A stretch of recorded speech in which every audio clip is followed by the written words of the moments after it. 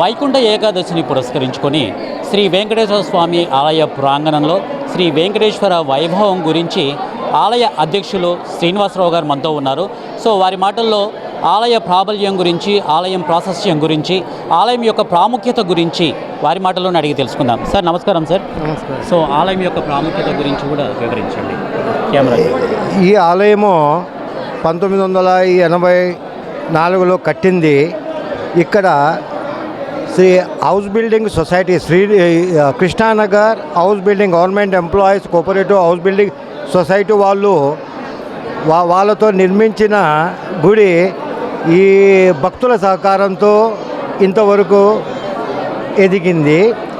తర్వాత ఇక్కడ ప్రతి సంవత్సరము మేము చాలా పండుగలు చేస్తాము. స్పెషల్గా ఈ వైకుంఠ ఏకాదశికి కనీసం ఒక 30,000 జనం పైన వస్తారని మా అంచనా.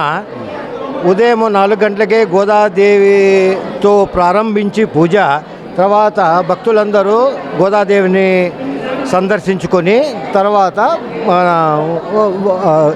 వెంకటేశ్వర స్వామిని వైకుంఠ ద్వారం ద్వారా సందర్శించుకొని మేము ఈ ఆలయ ప్రాంగణంలోనే సుమారు 1000 మంది పైగా ఇది క్యూ లైన్లో అరేంజ్మెంట్ చేశాము. ఎందుకంటే ఈ కాలం చలికాలం వలన బయట తక్కువ అది. తర్వాత మేము ప్రసాదము ఇవన్నీ డిస్ట్రిబ్యూట్ చేస్తున్నాం.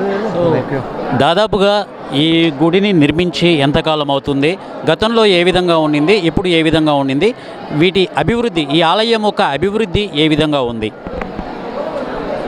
ఇది మామూలుగా బేసికల్గా నేను ఇక్కడ ఆంధ్రప్రదేశ్ కర్నూలు నగరంలో లేను. నన్ను ప్రత్యేకంగా ఈ 2-3 ఏళ్లలో అధ్యక్షుడు ఎన్నుకున్నారు. మా నాన్నగారు ఇక్కడ ఫస్ట్ టెంపుల్ కట్టినప్పుడు 1985లోనే ఫస్ట్ సెక్రటరీగా ఉన్నారు. తర్వాత నేను యాజ్ అసిస్టెంట్ డైరెక్టర్గా రిటైర్డ్ అయిన తర్వాత నేను ఇది తీసుకున్నాము. ఇది కృష్ణానగర్ హౌస్ బిల్డింగ్ సొసైటీ అంటే వాళ్ళు కేటాయించిన, ఆ సొసైటీ కేటాయించిన ప్రదేశంలో గుడి కట్టారు.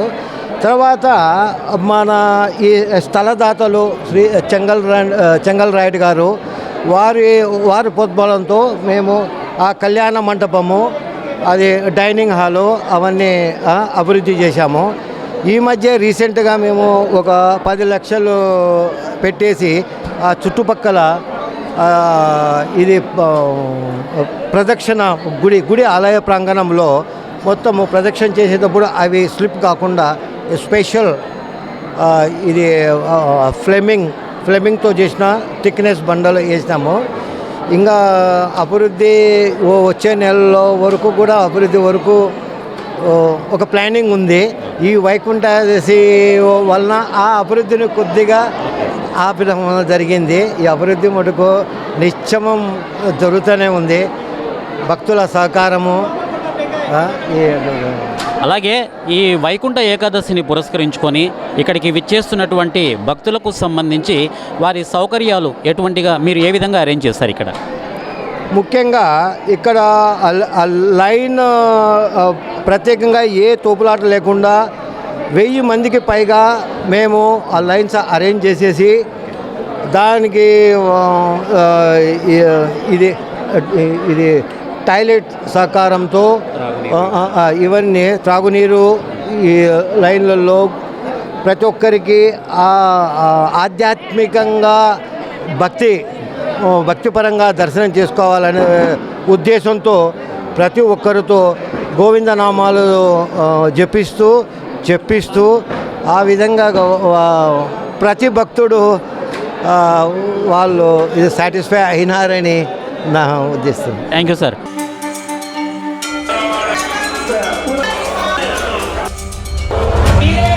ముందుగా భక్తులందరికీ వైకుంఠ ఏకాదశి శుభాకాంక్షలు.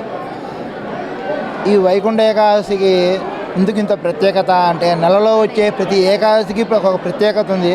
కానీ ఈ 24 ఏకాదశుల్లో ఈరోజు ఆ స్వామివారు వైకుంఠంలో మేల్కొని వచ్చిన ముక్కోటి దేవతలకి దర్శనం ఇచ్చిన రోజు కాబట్టి దానికి ఇంత ప్రత్యేకతగా ఉంటుంది ఈరోజు.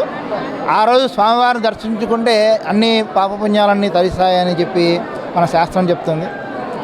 మనం ఈ నెల రోజులు తిరుప్పావై అని అమ్మవారు మనకు గోదాదేవి ఆ స్వామివారికి బోధించి ఆయనని తన అధీనంలో తెచ్చుకున్న తల్లి.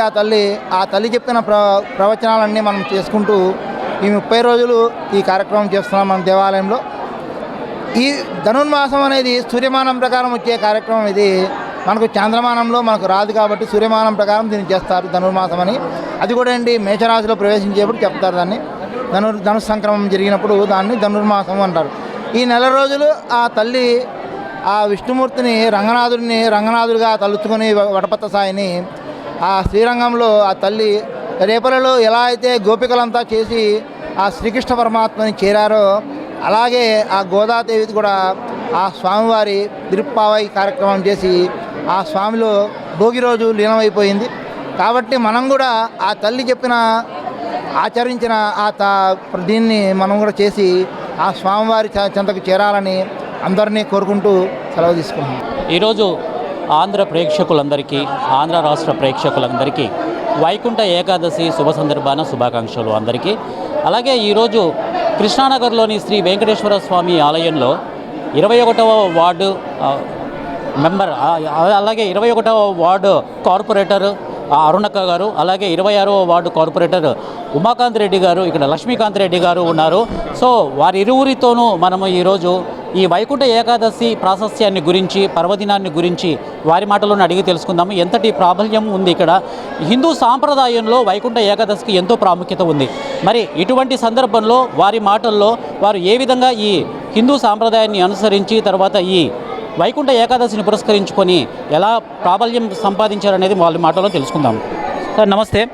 ఈ వైకుంఠ ఏకాదశికి సంబంధించి ఈరోజు పర్వదినము, ప్రాశస్యమైనటువంటి దినంగా శ్రీ వెంకటేశ్వర స్వామిని పూజించే కార్యక్రమం చాలా ఘనంగా జరుపుకుంటారు ఇప్పుడు. సో దీనిపైన మీరు ఏం మాట్లాడతారు? యాక్చువల్గా ముఖ్యంగా ముందుగా అందరికీ వైకుంఠ ఏకాదశి శుభాకాంక్షలు తెలియజేసుకుంటున్నాము. యాక్చువల్గా ఈ వైకుంఠ ఏకాదశి అనేది వైష్ణవ పండగ. వైష్ణవ దేవాలయాలన్నింటినీ కూడా ఈరోజు ప్రజలందరూ కూడా సందర్శించుకొని ఆ దేవదేవుని ఆశీస్సులు తీసుకుంటారు. అలాగే కృష్ణానగర్లో కూడా మా ఈ వెంకటేశ్వర స్వామి గుడి చాలా పురాతనమైనది. నాకు తెలిసి దాదాపు 40 ఏళ్ళ కిందట ఈ గుడి కట్టారు. ఈ గుడి కట్టేటప్పుడు ఈ గుడి కట్టడానికి ఈ స్థానిక కృష్ణానగర్ ఉన్న పెద్దలు కూడా చాలా కృషి చేసినారు. ఇక్కడ మేము అప్పుడు చిన్నగా ఉన్నప్పుడు కొత్త సినిమా, అప్పట్లో పాత సినిమాలు తెచ్చి వేసి టెంట్లలో వచ్చిన డబ్బుతో కూడా ఈ టెంపుల్కు సహకరించి చేసిన దాతలు ఉన్నారు. వాళ్ళందరికీ కూడా మరొకసారి వాళ్ళ ఈ గుడి కట్టడానికి సహకరించిన ప్రతి ఒక్కరికి కూడా మేము పాదాభివందనం చేసుకుంటున్నాం. ఎందుకంటే ఈరోజు ఆ రోజు నుంచి ఈ రోజు వరకు గుడి దినదినాభివృద్ధి చెంది ఈరోజు నేను లోపల విన్నది ఏమంటే ఇప్పటికే 15,000 నుంచి 20,000 మంది భక్తులు దర్శనం చేసుకొని తెలిసింది. సో ఈరోజు ముక్కోటి ఏకాదశి రోజున ఇంతమంది దర్శనం చేసుకుని దేవదేవుని ఆశీస్సులు అందరికీ అందాయని మేము అనుకుంటున్నాము. ముఖ్యంగా ఈరోజు సూర్యభగవానుడు దక్షిణాయనంలోంచి ఉత్తరాయణంలోకి ప్రయాణం చేసే మొదటి రోజు ఈరోజు. ఇక్కడి నుంచి మనకు మకర సంక్రాంతి రోజు వరకు ఆయన ప్రయాణం చేస్తూ పూర్తిగా ఉత్తరాయణానికి వచ్చేస్తాడు. సో ఇదే రోజు శ్రీ మహావిష్ణువు వైకుంఠము నుంచి ముక్కోటి దేవతలను తీసుకొని వచ్చి ఇక్కడ భూమండలానికి వచ్చి భక్తులకు దర్శనం ఇచ్చిన రోజు కాబట్టి దీన్ని ముక్కోటి ఏకాదశి అంటారు. అదేవిధంగా కూడా సముద్రంలో మనము ఈ అమృతం కోసము ఈ మహావిష్ణువు దేవతలందరూ కలిసి చిలికినప్పుడు వచ్చిన విషయాన్ని కూడా శివుడు మింగిన రోజు ఈరోజు. దీన్ని కూడా ముక్కోటి ఏకాదశి అంటారు. సో ఈ ప్రతి ఒక్క హిందువు కూడా మనం ఊగా గుళ్ళకు వచ్చిపోవడం కాదు, ఈరోజు ఈ ముక్కోటి ఏకాదశి రోజు ఉన్న ప్రాశస్త్యం ఏందని తెలుసుకుంటే అందరికీ కూడా దేవుని మీద భక్తి ఏర్పడుతుంది. సో మనం భక్తి శ్రద్ధలు ఉన్నప్పుడు మనలో క్రమశిక్షణ వస్తుంది. క్రమశిక్షణ వచ్చినప్పుడు జీవితం కూడా చాలా సాఫీగా సాగిపోతుందని తెలియజేసుకుంటున్నాను.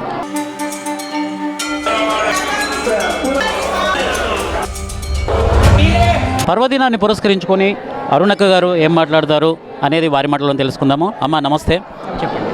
అందరికీ వైకుంఠ ఏకాదశి శుభాకాంక్షలు, అలాగే రాబోయే నూతన సంవత్సర శుభాకాంక్షలు, సంక్రాంతి శుభాకాంక్షలు తెలుపుకుంటూ ఈరోజు వైకుంఠ ఏకాదశికి మేము కృష్ణనగర్లో ఉన్న వెంకటేశ్వర స్వామి టెంపుల్కి వచ్చాము. నిజంగా ఇక్కడ చాలా విశిష్టత ఉంది. స్వామి ఎన్నో ఏళ్ళ నుంచి ఇక్కడ కొలువై ఉన్నారు. కొన్ని వేల మంది 3:30 నుంచే క్యూలో వచ్చి స్వామిని దర్శనం చేసుకుంటున్నాం. స్వామి ఈరోజు వైకుంఠ ఏకాదశి పర్వదినం ఏంటంటే 24 ఏకాదశులు ఉంటాయి. ఈరోజు ముఖ్యమైన ప్రాశస్త్యం వైకుంఠ ఏకాదశి. స్వామి హలాహలము ఈరోజు అది జరిగిన హలాహలం మింగిన శివుడు మింగిన రోజు, అందుకే విశిష్టత చాలా ఉంటుంది. అలాగే మనందరికీ మంచి జరగాలని దేవదేవుడు ఇలా కంటాన గరుడ పెట్టినట్లే మనందరము ఆయన స్వామి వెంకటేశ్వర స్వామి పాదాల వద్ద మనము శరణావిధం పొందితే ఎంతో ప్రాశస్త్యం ఉంది. అలాగే ఉత్తర ద్వారము అంటే దేవతలందరూ వైకుంఠ శ్రీనివాసుని ఈ ద్వారం గుండా దర్శించుకున్నారు కాబట్టి ఆ ద్వారానికి ఎంతో ప్రాముఖ్యత ఉంది. అందుకే మనందరము ఆ ద్వారం ద్వారా నడిస్తే ఆ దేవదేవతలందరి ఆశీర్వాదం పొందుతుందని, అలాగే ప్రజలందరూ సుఖ సౌఖ్యాల సంతోషాలతో హ్యాపీగా ఉండాలని కోరుకుంటూ, నా పేరు అరుణ, నేను 21వ వార్డు నుంచి వచ్చాను. Thank you. Thank you. Mukkoti Ekadashi గురించి, వాటి ప్రాశస్త్యం గురించి మీరు కూడా ఒక 2 మాటలు వివరించండి. ఇప్పుడు ఈ కలియుగంలో ఈ శ్రీహరి దక్షిణాయనం నుంచి ఉత్తరాయణానికి వస్తారని మనకు ప్రాచీన చరిత్రలో పెద్దలు గురువులు చెబుతున్నారు. అంటే ఈ ఏకాదశి అనేది ముక్కంటి ఏకాదశి అనేది ఫస్ట్ మనకు పెద్దలు గురువులు పూజనీయులు గత 5 రోజుల నుంచి బాగా చెప్తున్నారు. అది హిందూ ధార్మిక సంస్థల ద్వారా కూడా బాగా భక్తులలో హృదయాలలో నాటుకపోతుంది. ముక్కంటి ఏకాదశి రోజు మనం వచ్చి ఆ గోవింద నాయముడిని దర్శించుకుంటే మనకు స్వర్గలోకానికి ప్రాప్తి కలుగుతుంది, మంచి కలుగుతుంది. భక్తులు ఆనందంగా ఈరోజు ఉదయం 3:30 నుంచి ఈ గోవింద దర్శనానికి కొరకు ఈ మా కృష్ణనగర్లో 83 నుంచి ఇప్పుడు దాకా అనేక కార్యక్రమాలు ఎన్నో కార్యక్రమాలు చేసిన ఈ ముక్కంటి ఏకాదశి ప్రత్యేకంగా భక్తులు చాలా అధిక సంఖ్యలో వచ్చి మరియు ఉదయం 12 దాకా మళ్ళీ సాయంకాలం కూడా స్టార్ట్ అవుతుంది. మళ్ళీ అక్కడ కూడా భక్తులు ఎలాంటి లేకుండా దగ్గరగా ఈ కృష్ణనగర్ అంటే ఈ 14 వార్డులు కాకుండా టౌన్లో నుంచి కూడా కొద్దిమంది భక్తులు వచ్చి ప్రత్యేకంగా ఈ వెంకటేశ్వర స్వామిని ఒక్కసారి దర్శించుకుంటే సాక్షాత్తు తిరుమల వెంకటేశ్వర స్వామి, అనంతపద్మ స్వామి దర్శనం చేసుకున్నంత భాగ్యం కలుగుతుందని భక్తుల విశ్వాసంతో ఇక్కడికి వచ్చి అందరూ దర్శనం చేసుకుంటుంటారు. ఇది కర్నూలులో ఈ కృష్ణనగర్లో ఈ వెంకటేశ్వర స్వామి 83 ప్రతిష్ఠించడం అప్పటి నుంచి ఎంతో గొప్పగా పూజలు చేసుకున్న భగవంతుడికి భక్తులు అనేక విశ్వాసాలతో ఇక్కడికి వచ్చి భక్తి శ్రద్ధలతో భగవంతుని దర్శనం చేసుకుంటారు. థ్యాంక్ యూ అండి. ముక్కోటి ఏకాదశి గురించి, తర్వాత వాటి ప్రాశస్త్యం గురించి, ఈ ఆలయ ప్రాముఖ్యతను గురించి, తర్వాత అలాగే ఇక్కడ జరిగినటువంటి డెవలప్మెంట్ గురించి కూడా మన ఈ ఆలయం అధ్యక్షుల వారు జి శ్రీనివాసులు గారు చాలా చక్కగా వివరించారు. సో 1TV పర్సన్ విజయ్ మోహన్తో యాంకర్ అర్జున్.